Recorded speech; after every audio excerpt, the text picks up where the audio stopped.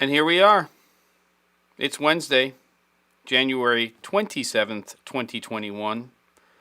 Another week, another day, another hour, another minute, another second, another Jago.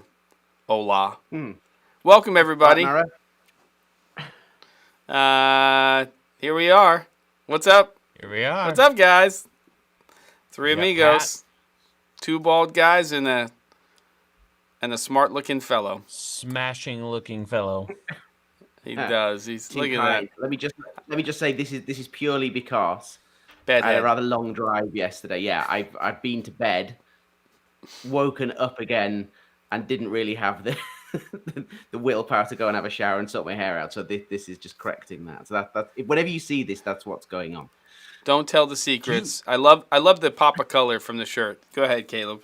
Do you guys also, like, I feel ashamed to admit, but I hate showering. Like, I love feeling clean after.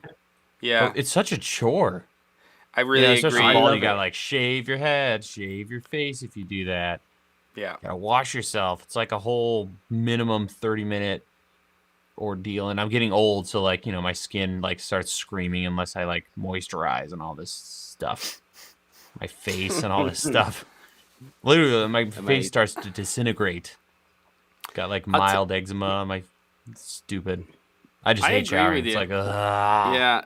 I would say that I'm definitely now, and have been for quite a long time, I'm a big fan of the evening shower. Because when I wake up in the morning, first of all, I don't want to be dirty when I go to sleep, but when I wake up in the morning, I just, especially in the winter, when it's cold and stuff, I don't want to have to deal with that. I don't know. There's something about it. So I used to be an evening showerer, but I've seen the light, I think. What is just that gets like? You ready for the day. You're clean. You feel good, fresh. It's just having to have to do it sucks. Because I used to do evenings, I but like the process, there's though. no time with kids. I don't know. I quite like it. I find it a relaxing thing. Just being in the hot water. Yeah. Well, I'll be in there for hours. If I could transport from sitting at my desk to in the shower with hot water running and not having a shave, I don't know. Anyway, weird topic to start with. I would say that I think that the news of the day is that Tommy's here at the beginning of the episode. That's a pretty big deal. Not swooping in the last few minutes, yelling at us to buy more lights, which is a perfect thing to do, but, welcome to the shower hour. Leo, I agree. Benjamin says this conversation is a first world problem. I agree. But we are, it's amazing. Baron, nice to have you here. Bill, what's up? Obviously, David is here, Benjamin and Pat, and we got the crew. Tommy, tell us about a new light, because I've been in a cave. I don't know what's going on in that realm. Six String Brian, Jesse's here. Jesse says Caleb was one of those 5-year-old kids that refused to clean himself. I don't know if that's true. I was. Oh, you were? I was. I lied about it all the time. I was one of those messed up, pathological liar kids. And I actually lied about brushing my teeth for years and then got cavities at like 8. Amazing. Shovik is here. And your new sponsor, Hims. We're not talking manscaping on this show. Yeah, there you go. Oh, buy lights. Off in the weeds. Welcome to the shower hour. Camera and lather. That's a good one. Well done, Baron. Aperture 60X. I read about that. I know that exists. I know something about that. Roto Light Titan X1 is super dope. Reviewed that one recently. Greetings. Matt has gotten his C70, so don't try to talk me into any other cameras. We're not going to, Matt. Congratulations. Ben and I are thinking about it. By the way, I was actually watching a review of it last night. I was like, be interesting to explore. Yeah. Well, I have an idea. Why don't we get something to drink? Caleb, what are you drinking? Sounds great. I'm being wicked lame and rocking the same thing. 3rd week in a row. Rocktown Brown. You liking it? You liking it? Last one. Love it. Like the audio meters on there? Nutty. Just, So I'll just pop this bad boy open. Such a good looking beer. GameStop, the new Bitcoin. Right on the AirPod cover. Wow, we got an Case. OA too. My AirPods have been acting up, but I got them working again. Ben, what are you drinking today? I've got a load of red wine. I've got masses of it, but I'm not drinking any of it because I'm not in the mood for opening a bottle and then drinking too much. So I am on the old faithful cooking whiskey. Yes, out of the decanter. So that is what I am on tonight. That's the little Queen Margot blended Daily Driver. That's it. David's having a Templeton Rye with Coke splashes. I can just see him. He's just splashing the Templeton Rye every once in a while with the Coca-Cola. I have no idea what I'm having. My wife was cooking, and she opened up a bottle of French Pinot Noir, 2018. Very different than the Pinot Noirs in Oregon. I have it in like old school Italian glass. Like if you go to an Italian restaurant in New York in Little Italy, this is how they serve the table wine. It's my favorite way, actually. I love having wine in like a little glass like this. I don't know what it is. I know it doesn't give the right amount of air and, breathing and all that crap, but I love it. Cheers, gentlemen. I like that. Cheers. Caleb's typing up War and Peace 2 or something. Here we go. Okay. Pony Hawk double IPA. Is that Tony Hawk or Pony Hawk? Go ahead. I'm listening. Pony Hawk. Chris said Michael Scott serving up some Cosmos.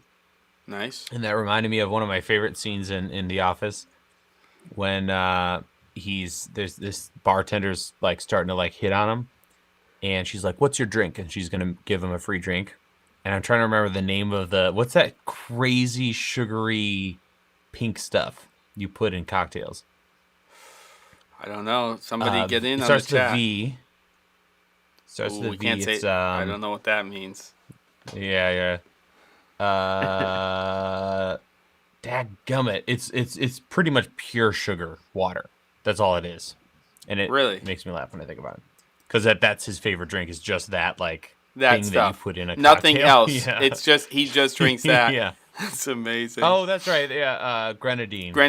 There you go. Grenadine. That's what. Nothing to with what I said before.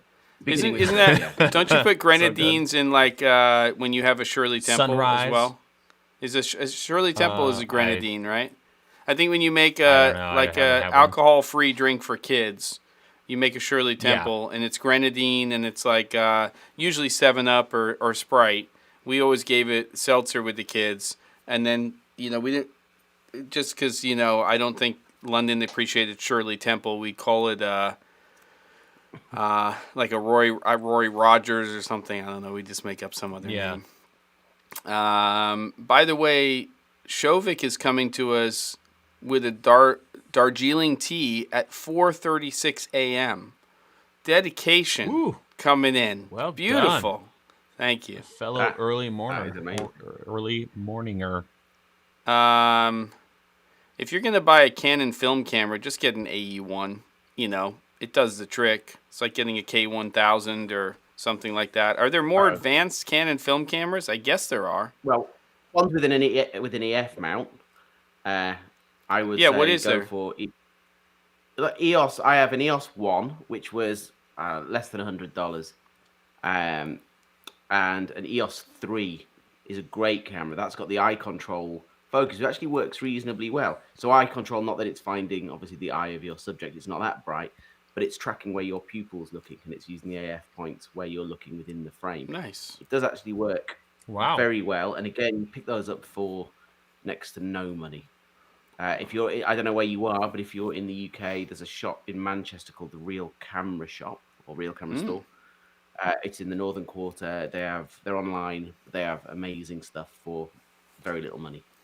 Brilliant. Get stuff in there cheaper than you'll find on eBay. Nice. Good. Benjamin says, speaking of typing, finished the first draft of writing a screenplay today. Started with an idea a week and a half ago, wrote like crazy, and today I have a first draft, 36 hours of writing. Congratulations, Benjamin. Wow. Nice job. Well done. That's a big deal. Beautiful. Shazam in the house.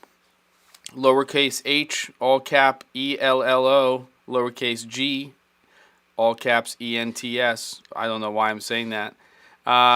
Here we go. Sam's coming in. The A1 was the upper level in the manual focus A series. The F1 was the flagship FD mount body. And the perfect segue into a new camera from Sony announced yesterday called the Alpha 1. So we've got the A-1 and we have the Alpha 1 now from Sony. Guess what? We have another camera too, announced by Fujifilm, the new medium format at almost half the price of the previous version. We also have the XE4, which is kind of their inexpensive entry-level rangefinder. I'm not too keen on that based on some of the decisions they made, but that's not the focus of today's show. We're going to talk about this A1, and we're going to talk about the, what is it, GFX100S? GFX, yep. 100S. That's the one. All right. $6,000. Should we jump into it? Let's do it. All right, we got a big camera. This is the flagship in the mirrorless world for Sony. Not a lot of buzz before this camera came out, so at least for me, maybe I've been under a rock, but it kind of showed up out of nowhere. And before we get into it, Chris says that Ben looks like he's ready for dive bar trivia night. So there he is. He threw some stuff on, and he went out, and he's at the dive bar. It's ready for trivia time. I can't tell you how much I would love to be in a dive bar. Yeah. Me too. You know, when I went up to Edmonton before the borders closed, I was doing a job with a client up there, Global Television. I did a couple of days of training. And on the last night, I've mentioned this, I think, but I didn't have a flight until 1 or 2 or 3 in the afternoon. We went out to a proper dive bar, and I went all in, and I was sloshed. It was fun, though. I felt great. I mean, I didn't have to wake up early. I was fine. Big breakfast in the morning. Didn't have to, stress getting to the airport. And I'm really glad I did that before everything closed up, and I had to go home and be inside of a bubble. So, thank you, Canada. Thank you, Edmonton. Thank you, that dive bar. It was a good night.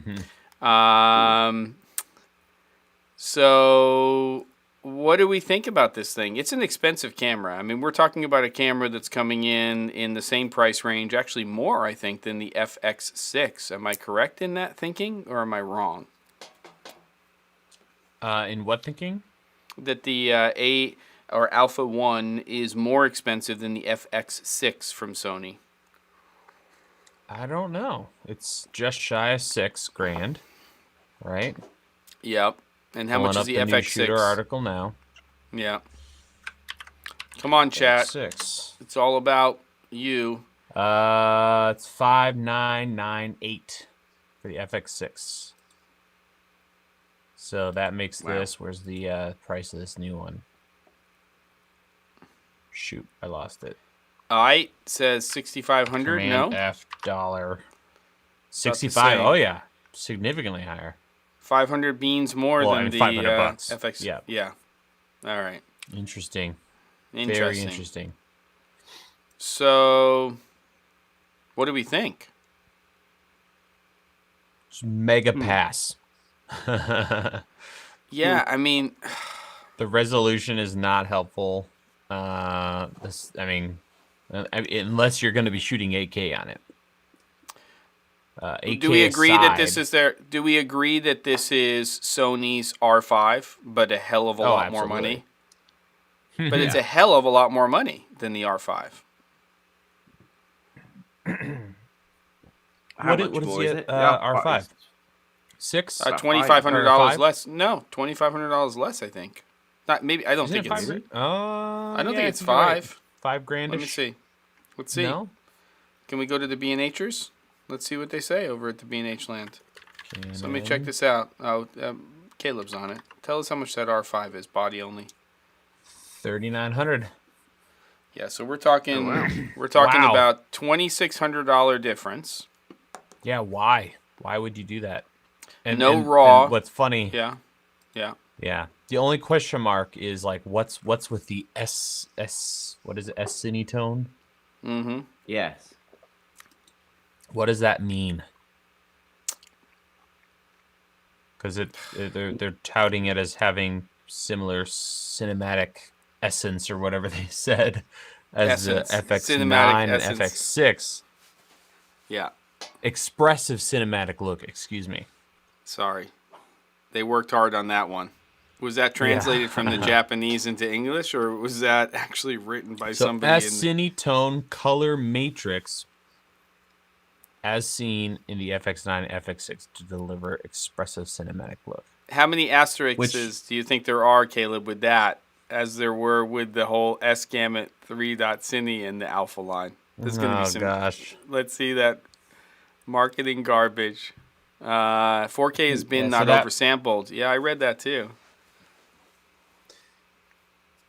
4K is binned. Oh, that makes sense. Although if you're shooting 8K, where is it? It's oversampled from 8.6 for extraordinary detail resolution. Forget about it, as Benjamin says. In addition to 4K 120, 10-bit 422 movie shooting capabilities. Benjamin has like 4,000 asterisks. Just the qualifiers are everywhere. Leo says S-cinetone is a profile Philip Bloom loves. Heard that. It is a replacement of the A9 II with video features. Best thing is 8K S-Log 3, but weak codec. Full frame 4K pixel bin. Kind of disappointing for video. Great sports photo camera. For video only, probably not worth the money. If you are shooting hybrid or do a lot of photography, it could be worth playing with. But then the question comes into play at $2,600 US more than an R5. If your primary application is going to be photography, what are the advantages? There's some crazy stuff in here. Like, I think you can shoot 30 frames per second in stills. Yeah. It's insane. Blackout mode. Yep. So, obviously going to be a great camera for sports photographers and things like that. There is an S35 mode in there, so I know that exists in the camera. Interesting, but at that price point, if you're shooting video for a living, are you really looking at this? Is this the hybrid camera? I don't think so. No, definitely. Maybe I'm wrong, but I don't know. No, it seems a slightly odd spec. Yeah, it's just one of those, oh, that's interesting. Like the first, I don't know, 8 bullet points are all stills related. Yep. World's first, where is it? World's first anti-flicker shooting with both mechanical and electronic shutter. It's like twice as fast as the A9 II, which was already like ridiculously quick. Yep. So, yeah. Yeah, Pat says, I'd say phone we aren't the thing market. Too. Yeah, that's pretty cool. Yeah. Put a $2,500 phone on it and interesting. use it as your monitor. Yeah. But I think it's cool. I mean, I'm never coming close to picking one up. But no, but you know what happens with all those high-end Xperia phones is that they come out, they're always ridiculously overpriced when they're reviewed, because they've had these for a while now that have got very interesting video specs in terms of the control that you can get over the image on it. But then they always seem to fall slightly flat when you read the reviews of them. They're going, yeah, but the iPhone like does all this control. It's got all this pro features in there, and it's got all the stuff like focus peaking and zebras and all of that you can put in. But then the image isn't actually very good off it. It seems to be the general thing with the reviews. So what tends to happen is they come out very premium prices. 6 months later, you see those in the electronic shops at like half what they were selling at 6 months earlier. And I think this might be quite an interesting thing to pick up in 6 months when no one's bought it and they've had to on the bargain basement shop. But it's so much money. It's insane. Yeah. Especially since it'd be one thing if it was like, if they were known for great panels. But I mean, anyone who's ever owned any Sony camera for like 5 years, it's like they build the display out of bark. It starts to disintegrate. Like right now, go try to find a Sony 5N, which is really old by now. I know that without camera. like Actually, I think I have a screen 5N. defects. They just start to disintegrate, like the Yeah. components on the back and like the display part. Yeah. It's just a mess. Well, I think what's interesting is you take a look at the, not that it's a camera that I'm interested in, but you take a look at the Fujifilm GFX100S. What they've done is they've essentially taken the previous 100, which was $10,000 US. This is a medium format camera, so obviously the lenses you buy into are going to be pretty expensive. You know, you've got to prepare yourself to know that your average lens price is going to be probably in the $1,700 to $2,000, upwards of $3,000 price range. So you've got to remember that in that whole equation. That camera is $6,000 US, so it's $500 less than the Alpha 1. It is a medium format camera. It is about the same weight as the higher end mirrorless cameras like the R5 and this Alpha 1, but it's medium format. And it's shooting, I've heard there's a lot of lag, especially with external output and stuff, but it's shooting in very similar codecs to the X-T4, right? So you're talking about up to 400 megabits per second. You know, you're talking about F-log. You're talking about all of the things that you would see in another mirrorless camera. But the big deal is it's an IMAX camera in your pocket, right? That's basically what we're talking about, medium format. So that's pretty interesting. I still really think interesting. I think we're one generation away. I think that for me, when it comes to Fuji right now, I'm very excited in general about their cameras. I know that Caleb has a little bit of a different viewpoint, but I'm using that, you know, X-T3, X-T4 day in, day out. They fit me personally. There's no perfect camera, but I like the way they work overall. I'm using them a lot, both for myself, but also for a lot of this remote production that we're doing for a client. But I feel like we're right now at a point with Fujifilm, with these new cameras that they've just announced. It's like the next round, they need to have a new freaking sensor. They've got to, like the next round of Fuji cameras to me need to have new sensors. We need to have a different AF system. You know, we need to now jump to the next level. And if they get that new Stop messing sensor, around with weird I/O stuff. Yeah. Like USB adapters and things. I don't need any of that stuff. I want a slightly larger body. I want a headphone jack. You know, I want a microphone jack. I'd love for them to go the route of Sony and, you know, and Panasonic and have some sort of special hot shoe that passes audio. I'm not hopeful that's going to happen. But you're right, Caleb. They need to get rid of all this cockamamie, you know, weird, you know, I've got a USB-C dongle for my headset, which is going to get lost in 5 minutes, which it has. And you try third-party ones and they don't work. And also, the whole point is you want to be able to power your camera off of USB-C. I mean, I think that's the big downside on the Canon cameras is that you can't just do that. And that's really nice on the XT series and stuff. So I don't know. I think it's time for Fuji to jump into the new sensor realm. And as we've said before, a lot of it is if they can get their AF system to the same place where Sony is right now and Canon, I think that'll be a big jump for them. But I don't know what your thoughts are. Anybody? I don't know. This is really interesting. This is the most interested I've been in any of their stuff, I would say. This camera is, we've been talking about this for ages, that this is the niche that they really need to tap into, is this medium format, something that's really usable, a medium format, like with really good video specs. And it's going to give you something that nothing else around is. That is going to give you a different look. It is going to be able to set you apart from anything else that's going on. And for stills, if you're someone like me that does both, being able to use medium format again would be wonderful. I miss all that enormously. And at $6,000 US. I mean, that for medium format is, yeah. Even if we're only looking at this for stills, we're getting into really, really affordable now, and it does make a big difference if you've not used it before. It's a very different different look.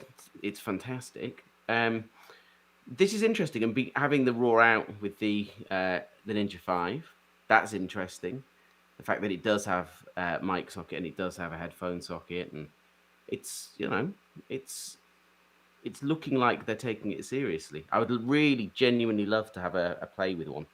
I might see if I can get hold of one to have for a weekend and just go shoot some stuff. It's really I want to see something.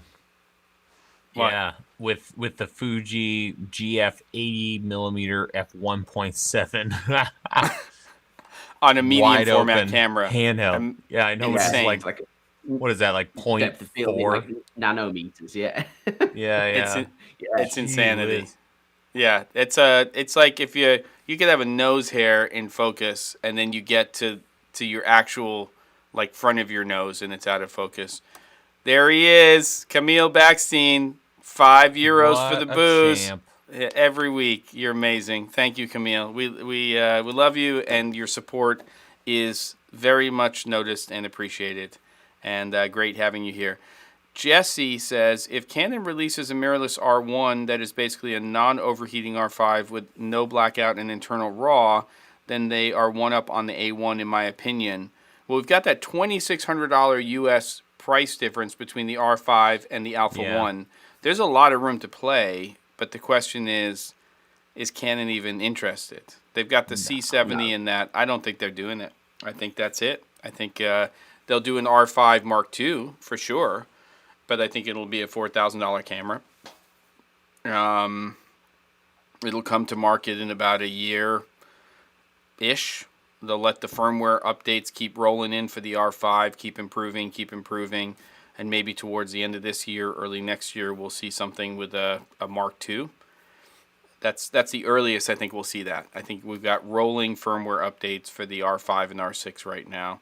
And in all honesty, if your primary application is stills and you're going to shoot some video, interesting to see where we are right now with the A7S III and this Alpha 1. R5's looking pretty good for some people out there who want a hybrid camera. Heat issues notwithstanding, but I don't know. Interestingly, I'm on a lot of the Facebook groups for the R cameras, and people are generally saying, after all the initial hell, obviously with the overheating, that things are pretty usable at this point. Yeah. People seem to be shooting without any problems, without as much overheating that was going on. So I don't know, they're getting there, I think. On the R5? Yeah. Yeah. Yeah, I mean, they're never going to be able to solve every problem with that camera. It's impossible. But they seem to be actively working on the really core things. If you take the 8K component out of it and you don't, I do like that feature inside of the camera where you can get essentially, that really high quality 4K recording coming directly from the 8K. I think that's great. And of course, that's where you can also run into some overheating issues. But my experience has been, even at the regular 4K resolution, you're getting a really nice image out of it. It's definitely a sharp sensor, some of those new lenses are great, and it definitely could use a Mark II.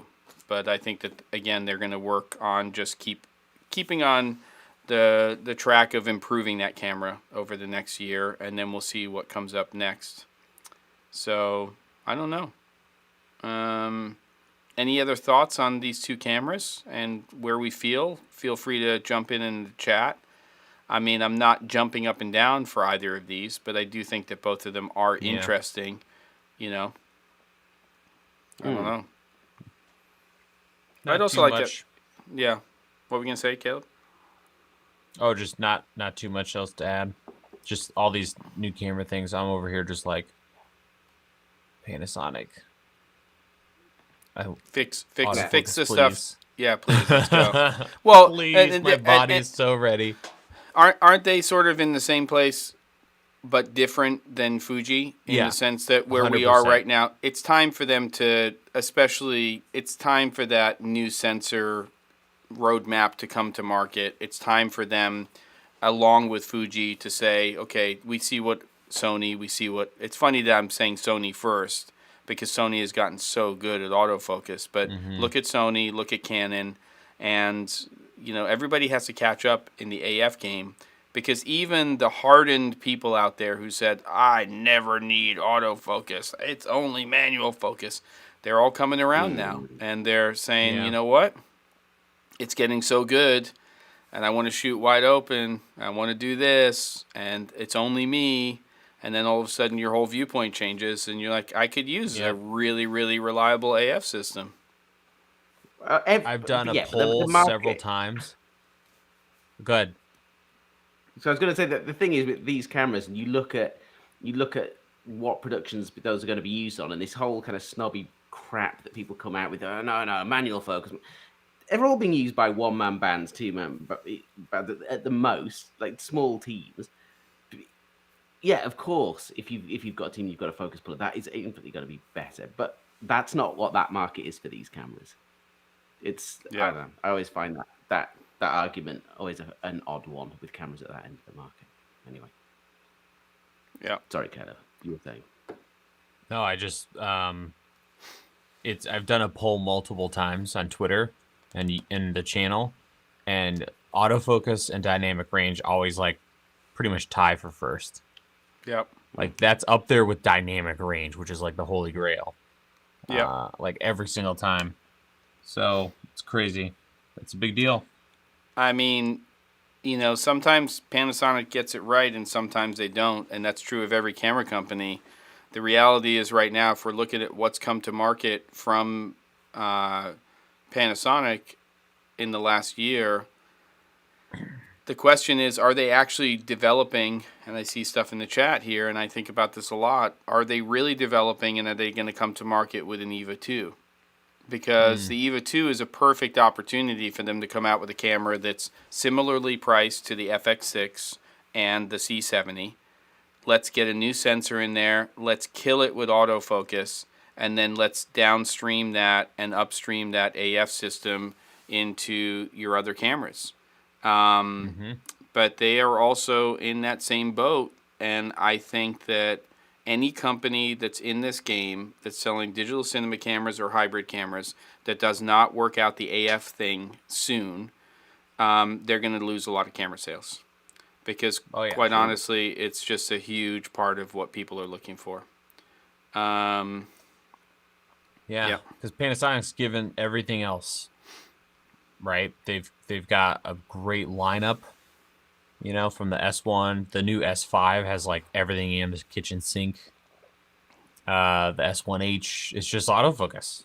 Yep. Like the S5, it's ridiculous how much stuff is in there. Cinema stuff, like all this crazy anamorphic sport in a $2,000 camera. It's ridiculous. But the I don't even care about the lens. We're not even talking about the lens lineup. Just autofocus. Right. Autofocus. Yeah, but if so autofocus. Agreed. So not to I bring think up that's where we are. The old Panasonic debate again. But I just thought of it as we were talking about Fuji. And you're right. I think it's very interesting that they're very similar in these areas, or like different problems, same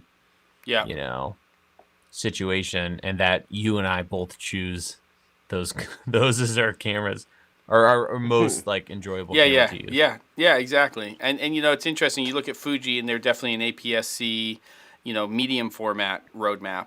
You look at Panasonic and they've got micro four thirds, they've got full frame, but you look at the EVA 1 and some of their cinema cameras and they're in super 35 millimeter land.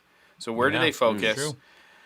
But you look at that GH series and that software and that camera control and those video features are basically second to none in terms of what they're doing. I mean, that's really where Fuji falls over, is there's no real reliable camera control, with an app and things like that. And Panasonic kills it in that department when they're doing stuff. So, what's going to happen, though, Caleb? They're going to get the whole new sensor and the whole new ecosystem in the AF, and then somebody will forget about updating all the apps, and everybody will be sitting there for a year saying, I used to love how I could control my GH, 4, my GH5, and there'll be no app control, and they'll be like, sorry, we didn't do that. So, yeah. Hopefully that one app developer keeps rocking it. Yeah. It's I forgot what crazy. it's called. Yeah. Yeah. So what do people want to talk about in the chat right now? Because I think we've kind of beaten that horse when it comes to the Alpha 1 and the GFX100S. Exciting, but not really, if that's the right way to set that up. It's nice to see new cameras coming to market. I'd like to have a play like you with the GFX100S. I've never shot video on a medium format camera, and I really haven't shot stills. I've done a little bit, but nothing of any significance. So that would be fun. I borrowed one recently for an old mate of mine works for the Pentax, and I borrowed that for a week. He lent me one, and I did 2 product shoots with it. It's just phenomenally good. And the same client came back, loved all the images, great. The same client came back about 3 months later to go and do another set, and you do go, oh, you can't match that look with it. I don't think they noticed that it was done on a completely different system, but I noticed for sure when you get those files out. So it's something I am really interested in when video becomes available on it too. It just gives you something else. Always looking for things because everyone's buying the same cameras, and just having something that sets you apart a little bit, I think, is something interesting. Yeah.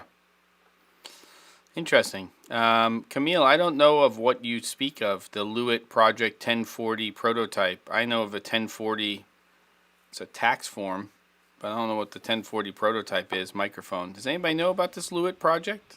Caleb, you've heard of this thing? I'd like to know some more information. Camille, put some info in the chat about this. Fujifilm does need some new lenses for the X mount. I agree. But again, we are on set right now shooting with the X-T4, and we are using the 18 to 55 and the 50 to 135 MKX, mount lenses. Those are Rockstar lenses, I've got to say. You're talking about $8,000 for the pair, and you could shoot T2.9 for all day long with those. Parfocal, lightweight. I think they're great cinema lenses. They're obviously not AF capable. If Fujifilm could figure out how to AF those 2 lenses, that would be pretty killer too. I don't know if they ever could. Those with the RF mod on a C70 is really tempting. Really tempting. Expensive, but really tempting because you could just get a lawn chair, just sit there like. Yeah. I mean, those thing. If you have the if you're not looking for AF, and you need 2 lenses in your case, I mean that 18 to 55, 50 to 135, they don't have those issues where Sigma makes great lenses, but you do the 18 to 35, that is a Rockstar lens, and then you go to the the 50 to 150, is that it? That thing breathes like there's no tomorrow. It's unbelievable the difference. It's a great looking lens, but you don't have those issues with the MK series lenses from Fujifilm. Who else has a great double set of affordable zooms like Fujifilm? Does anybody know? I mean, I don't know the answer off the top of my head. He'd say DZO, but they're not gonna compete with Fuji's stuff. Yeah. But Benjamin says, 50 to 100. I mean, that 18 to 35, 50 to 100 is a nice set. But the 18 to 35 is a Rockstar, and then you have that 15 mil jump where you're missing that whole little range there, which is what I love about the Fujifilm. You go 18 to 55 and then 50 to 135. You're just covering your ass across the boards. Would I love it to be a 16 on the wider ends, with a Super 35 APS-C? Sure, I would, but it's still that's a great range, 18 to 135 and 2 lenses. You can do a lot of damage. Have you, either of you used a lens or lenses recently that are a new find, whether they're vintage or new, that you're really loving? I haven't even been in that world lately. A little while. Well, everything went to pot here weather-wise. Yeah. Like, you know, in the winter where it's just everything's wet and white and like dreary, no sunshine. Yep. So unfortunately, right before that, I'll probably do it in the spring when the weather gets good again. But I'm gonna do a swirly bokeh cine set video. Nice. Essentially, I became obsessed. I mean, you know, swirly bokeh is fun, and a lot of people love like the Helios 44 too. But if you do enough hunting, you could build an entire set where every lens in the set has swirly bokeh instead of just the 58 millimeter. So just finding some funky stuff and looking forward to sharing all of that. But yeah, a bunch of random brands that have that kind of crazy bokeh effect. Otherwise, not too much, you know. Yeah. How about you, Ben? I'm still just desperate for Canon to do a proper version of the 17 to 55. That, I mean, it's still the lens that I use the most with the C200. Jago and I, that's the reason I've been in bed, because I've just driven back from the UK yesterday. I was there for the first time in a year to do a shoot with Jago. And we shot that all C200 RAW. And you know, it will be put back down to 16:9, but it's vignetting obviously when you're shooting RAW. And there's just a couple of, why do they not bring out an L version of that lens? It's the most versatile thing ever, and it's still usable as it is. It's still a great lens, but you could charge a lot for that. A lot of people would buy that. When you say L, though, it's going to have to be a full frame lens as opposed to the 17 to 55, which is APS-C, right? Yes, I think that would obviously be the most marketable. But even just that sorting out, it doesn't need a huge amount doing to it. It's just an L version of it that doesn't get dust into it. I've actually figured out, with the help of YouTube, how to take the front element out of that and clean it myself, because it's so frequent that thing fills up with dust. Just make a weather sealed version of it. Obviously, they don't do L versions of lenses that aren't full frame, so a full frame version would be good. But it just seems like an obvious thing to make. I know we've talked about it before, but it would be very useful. See, and the Sigmas that we've just been talking about, fantastic, sharper image. I prefer the image of the Sigma, but having the IS on it, that's a big thing.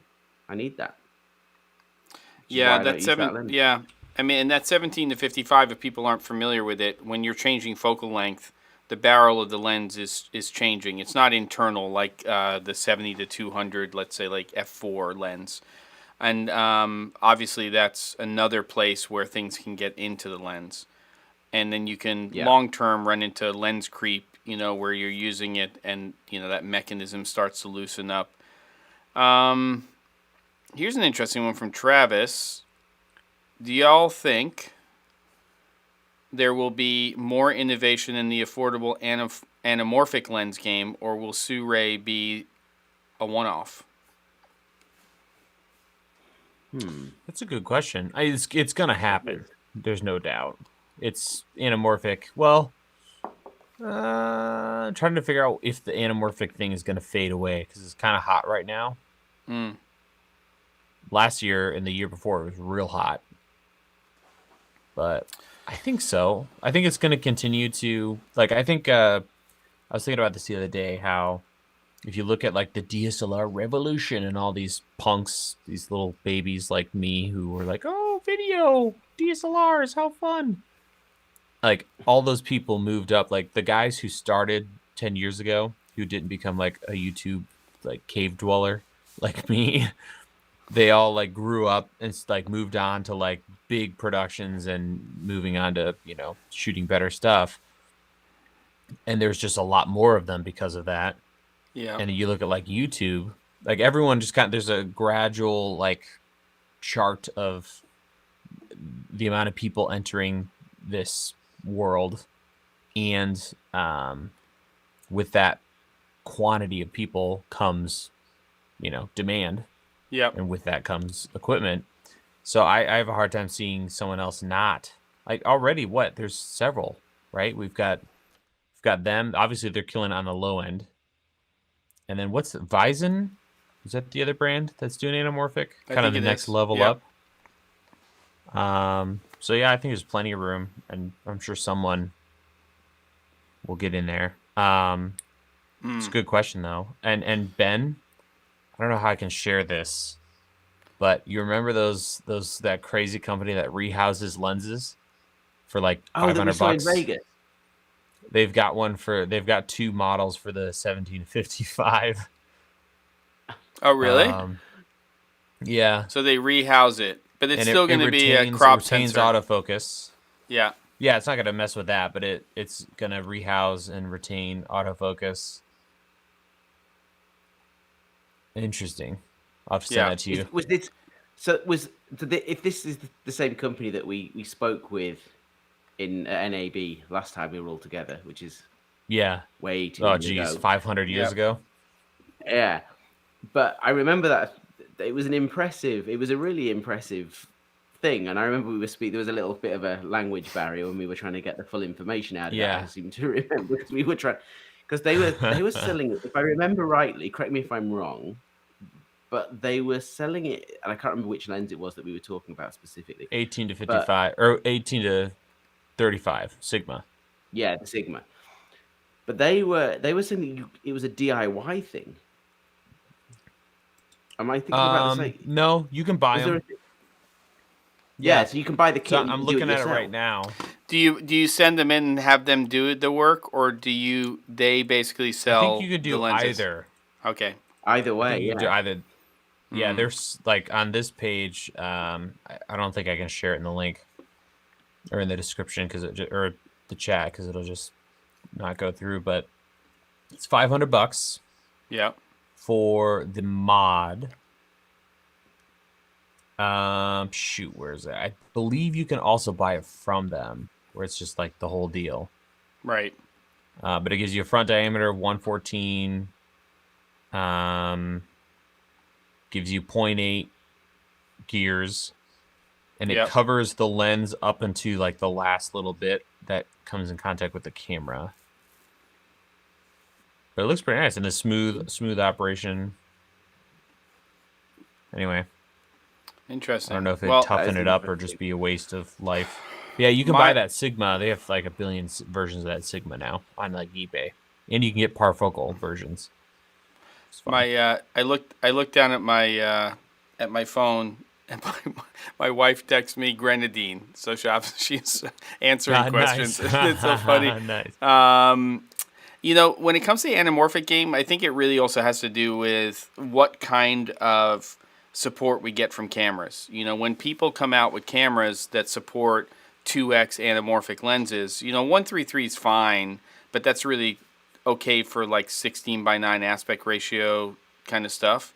You know, with these smaller APS-C cameras, that's great that they're doing that. But I think when you think about anamorphic in terms of a look, most people are thinking a 2x anamorphic, you know, filling up, you know, like open gate stuff and things like that. And, you know, in the end, you just get that what is it, a 240, I guess, or is it 235 aspect ratio? You've got the crazy flares going on, and that's what most people associate with anamorphic look. So these 133s are fine. The math fits a 16:9 frame really nicely in terms of stuff. So you're taking a certain focal length, and then when you essentially look at that anamorphic image, you know, you're seeing more of the world. But I don't know. I just I think 2x would be where I'd be interested in things, and that was really fun when I was doing some tests with the C500 Mark II. Was like 2x anamorphics. But I like the Sue-Ray stuff. I think it's fun that they're doing it. Yeah. I just don't know if it has that same. It's not really pushing it to where like it's just not what we consider anamorphic. I think that I have a 50 I think you're definitely getting closer to what you would look at on a 133 if you're shooting 25 millimeter and they have that new wider version of their anamorphics. So I think if you're going to go that route, you're going to probably want to lean towards wider focal lengths, I think, personally. I don't know what everybody else thinks, but I don't have tons of experience with anamorphics. Would you go longer focal length on those Surays, or would you go wider? I think on their stuff, the 35 is the sweet spot. I've got their 24, and it's 24, slower. Okay. And when you go slower and it's 1.3, you lose. You can't get shallow depth of field, really. And so it's like, what are we doing here? You know? Yeah, I got it. So in the I can't remember the minimum focus distance, but that's kind of tricky on those as well. But the 35 is just right. So the 35 is right. You're getting wide enough, but you're also getting a shallower depth of field. Yep. So it's that sweet spot for that 133. Yeah. The 24 is great, though. It's just, you know. Yeah. Yeah. You're just talking about flares at that point. Anybody know of an anamorphic feeling lens without the flare? I don't know, Chris. That's a hard one because, you know, part of that feel... And by the way, there's two camps of thought with anamorphic because anamorphic generally has a lot of fall off in terms of sharpness on the edges and things like that. It can get a little funky with anamorphic lenses. I mean, I loved playing with that Atlas 40mm 2X anamorphic on the C500 Mark II, but it's, you know, it's just not the same as putting a spherical lens on there that's tack sharp edge to edge. I think it's just a whole different ballgame when you're going into anamorphic. And I have not enough experience to really speak intelligently across the boards with it. I do like it sometimes, but I think I tend to think more in terms of a 16:9 aspect ratio as a final delivery, especially because of, you know, what people are watching content on and how they're looking at that content. So that aspect ratio seems to be like, how do you wind up with that? I still like a very, you know, wide aspect ratio, but you're letterboxing. You've got a lot of stuff that's missing on the screen real estate, and when you get smaller and smaller on the screen, I don't know how well that translates for everybody. Yeah, it's tricky. I'm gonna grab something to show Chris real quick. That's cool. I'm just gonna right around. Be right back. Okay, I like it. He asked. He asked. What did he ask? Is there anyone of a anamorphic feeling lens without flare? Okay, go do it. I think I've got an answer. And Jesse, how have you been your 2-to-1 lately? How have you been doing that with what lenses? David says, well, Roger Deakins doesn't use anamorphic. Boom. There's a mic drop there. I don't know what to say. Benjamin says, Arri Master anamorphic lenses have the pristine look for anamorphic. They're beautiful. Moondog Labs on iPhone 12. Yeah, there you go. Let's hear it, Caleb. Chris is waiting. So it's all caps. Chris, I think these. Hold on, let me get can I get a single on you? Hold on, let's see. Boom. Ooh, actually, pretty lenses too. Look at that. So these can we are get a little light on that lenses. Yeah, can we rotate those? Oh, what do you mean? Here, like they're designed for projectors? Yeah. So this actually goes on a projector. What's the lens? What's the mount? It's not a mount. It's like a weird screw mount. So you have to get weird adapters. But you put this in front of like a 50mm lens, and that'll give you 2x. And these are cheap, like $200 to $400. I'll pull this cap off here, but these are super clean. So really clean optics, really minimal, actually. Really minimal. Why are they flaring. Because so they used for projectors so that when things are shot anamorphic, they can be projected anamorphically. Correct. Is that the concept? Okay. Yeah. So you can. So there's tons of these on eBay, and then what you can do, and this looks way more expensive than it is you can buy, what's the name? Rapido. Rapido Technology makes these housings, so you can put these in a housing, and Yeah. then this is a diopter, so you can actually focus. So you set your what's called your taking lens to infinity, Yeah. and then you put this in front of it. And I've got it on a 15 millimeter rod, so you just slide it up and change lenses, and then this becomes your focus ring up front. Okay. And that's probably the cheapest, cleanest, best option. I think you can go up to on Super 35 to 40 millimeters, 35 maybe, and then on full frame you're looking at like 80 millimeters. So what's your taking lens? What's the focal length of that going to be for that? What's that focal length?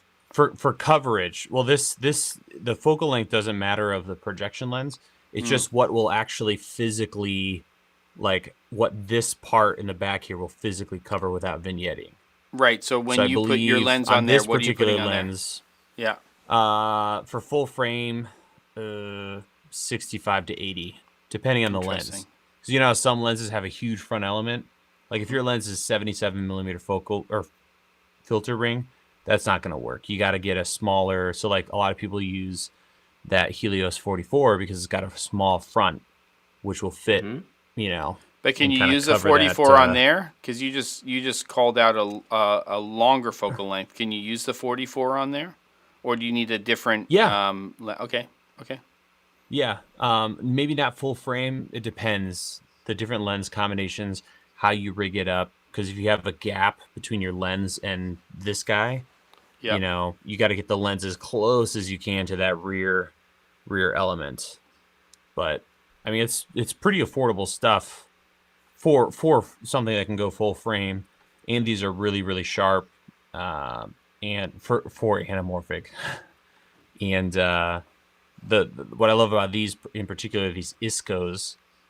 So there's the ISCO Germany. I don't know if that'll show up.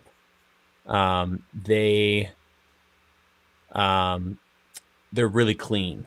So there's like very little flaring. If there is flaring, it's like more of a like white. There's not a lot of color, but there's a bunch of channels on YouTube, specifically Anamorphic on a budget that's really good that you can check out on all kinds of, most of it's projectors like this, but then you can rehouse them and go nuts. Nice. Still getting back to like the old Letus adapters. Right. In terms of lots and lots of janky stuff. It's super annoying. Sorry, that was an incredibly long answer, but it is not a long answer, and it answers why we haven't seen as many videos from you, Caleb, in recent weeks, because as Chris calls it, your curiosity. And I think that was amazing. So 3:58 here on the westish coast of America, and we're going to wrap this thing up because we have a hard out at 00 on the hour. Ben needs to go back to sleep. He's sick of wearing that hat. We love you all, and love you guys for doing this every week with me. That's Ben and Caleb. And we're going to wrap this one up. We'll see if the camera world, the lighting world, the lens world, or any of those come up with some new equipment by next week. Otherwise, we'll just come over here with all of you wonderful people and have a chat about kit. And Caleb will pull really strange things that are very fascinating out of drawers for us to look at, because that was actually awesome, Caleb. You got me piquing my interest for sure. Oh, jeez. Well, it's good to be with you guys, both of you. I feel like we've been like, shoot, this. So all three of us together makes me happy inside. Good. Well, Chris, I'm glad you came by. First time watching live. Your contribution in the chat was much appreciated. It was great. And Travis says this was a good night, good one. Good night, fellas. There we go. I think Benjamin's going down to the rental house to get some stuff. And then David Carroll says challenge. All right, maybe we'll bring back a challenge. I don't know, it'll be next week, but we'll see what happens. This is our chill time. Everybody, love you. We're out of here. It's a finish time. See you later. Gentlemen, any parting words? There it is. See you later.